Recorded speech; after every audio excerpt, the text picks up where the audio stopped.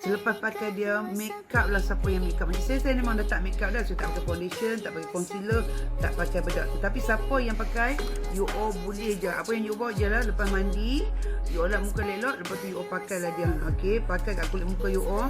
Okay, lepas tu biar dia duduk sat, you all pakai bedak. Ya, ataupun foundation ke semua. Tapi, you all tahu tak satu benda. The best thing, slowly you all akan realise that you all will enjoy your skin without bedak. Pasal you all tahu ni.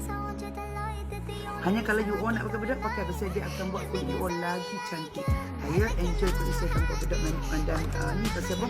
Saya rasa macam bebas gitu. Saya hanya pakai sunblock je dengan dia. So kalau you all nak pakai makeup, lepas tu pakailah. Yang saya tahu kalau pakai makeup dengan moisturizer yang macam ni meledak, dia lagi cantik, nampak lagi polis gitu. So kalau you all nak kulit yang cantik, okey, dan nak pakai makeup lepas tu, boleh, tak ada masalah. Dapatkan di beg kuning sekarang. Yang ni intersection memang meledak, melembabkan kulit kita. Alright, bye. Assalamualaikum.